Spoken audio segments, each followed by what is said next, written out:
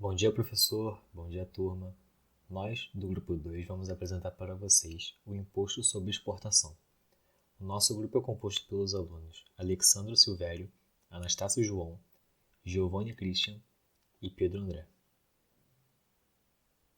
Inicialmente, o Imposto sobre Exportação, também conhecido pela sigla IE, consta na disposição do artigo 153, inciso 2º da Constituição Federal, com a denominação precisa de Imposto sobre a Exportação para o Exterior de produtos nacionais ou nacionalizados. Ressalta-se que a expressão constitucional para o exterior leva em consideração que a saída do produto apresente a finalidade de integração à economia de outro país, não sendo suficiente para a configuração do imposto a simples transposição fronteiriça,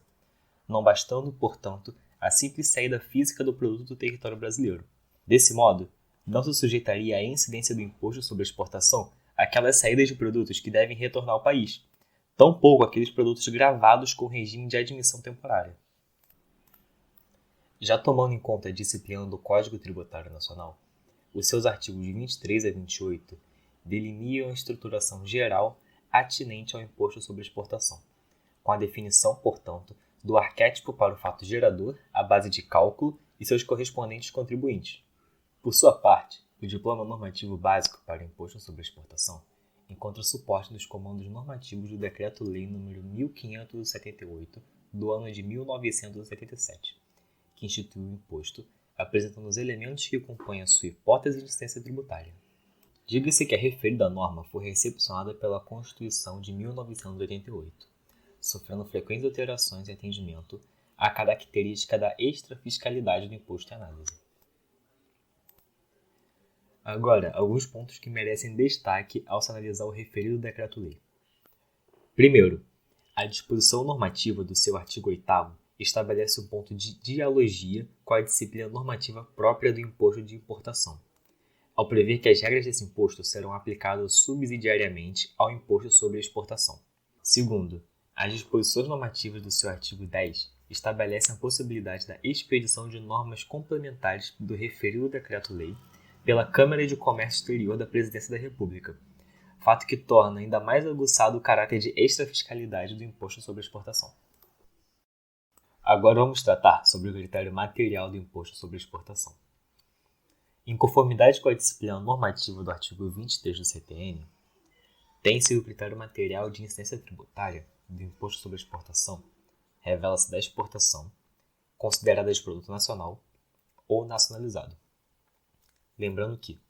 conforme apontado anteriormente, possua a finalidade de integração do produto à economia de outro país. Retoma-se, então, que hipóteses em que a saída do território brasileiro ocorra sem a finalidade de integração à economia de outros países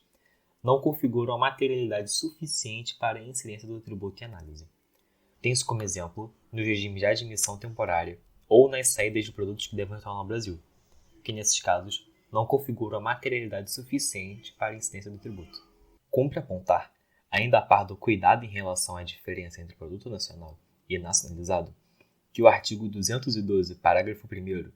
do Decreto 6.759, do ano de 2009, também conhecido como Regulamento Aduaneiro, estabelece que se considera nacionalizada a mercadoria importada a título definitivo. Ponto em que se salienta que a expressão a título definitivo recebe críticas por parte da doutrina por ser imprópria, pois se cuidaria de um ingresso que não se configuraria importação, conforme lecionam os professores Leandro Pausen e José Eduardo Soares de Mello em sua obra Impostos Federais, Estaduais e Municipais. Ademais, quanto ao critério temporal, em conformidade com o artigo 1º, parágrafo 1º do Decreto-Lei 1578, do ano de 1977, considera-se ocorrido o fato gerador do imposto sobre exportação no momento da expedição da guia de exportação ou documento equivalente. Contudo, em conformidade com a disciplina normativa do artigo 213 do Decreto nº 6.759, do ano de 2019, o Decreto Aduaneiro, em razão da implementação do Sistema Integrado de Comércio Exterior, o SISCOMEX, não há mais de se falar em guias de exportação, mas antes seu correspondente registro de exportação junto ao SISCOMEX. Acresça-se, em termos de posicionamento jurisprudencial, uma dissonância entre os tribunais superiores, pois, por um lado, o Supremo Tribunal Federal aponta que o registro de exportação é um instrumento relevante para a comprovação da exportação, sendo irrelevante para a incidência do imposto sobre a exportação o denominado registro de venda. Posição esta não abrigada pelo Superior Tribunal de Justiça, que tem afirmado que o fato gerador do imposto sobre a exportação seria contado do registro de venda junto ao Siscomex. Quanto ao aspecto espacial, tem-se que o imposto sobre a exportação mostra-se inerente ao próprio critério material, ou seja, à saída do produto nacional ou nacionalizado do território brasileiro, deixando-se apenas de se considerar as representações diplomáticas no exterior, as aeronaves e as embarcações brasileiras. Conforme já delineado anteriormente, o sujeito ativo da relação tributária de incidência do imposto sobre exportação é a União, conforme disposição do artigo 153, inciso 2º da Constituição Federal. Por sua vez, em conformidade com a disciplina normativa do artigo 27 do CTN, de sua parte, considera como contribuinte do imposto o exportador ou quem a lei a ele equiparar. Por sua parte, a disposição normativa do artigo 5º do Decreto-Lei 1578, de 1987, estabelece como contribuinte o exportador, assim, considerando qualquer pessoa que promova a saída do produto do território nacional. Registre-se que o referido artigo do Decreto-Lei amplificou ao máximo a expressão final do artigo 27 do CTN, uma vez que, para o dispositivo legal, o exportador é considerado aquele que expede ou leva consigo produto para fora do país, sem qualquer conotação quanto ao caráter profissional dessa transposição de fronteiras geográficas brasileiras. Assim, alcança qualquer pessoa, seja ela física ou jurídica, com ou sem vínculo profissional, e mesmo com ou sem habitualidade. Quanto ao critério quantitativo, tem-se que a base de cálculo e a alíquota do imposto sobre exportação encontram-se referidas pela disciplina normativa do artigo 24 do CTN. Por sua vez, a disciplina normativa do artigo 2º do Decreto-Lei 1578 aponta que a base de cálculo do imposto sobre exportação é o preço free on board da mercadoria,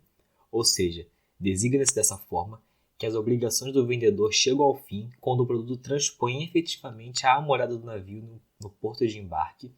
ou as portas da aeronave do aeroporto de embarque, ficando, a partir de então, sob a responsabilidade do comprador.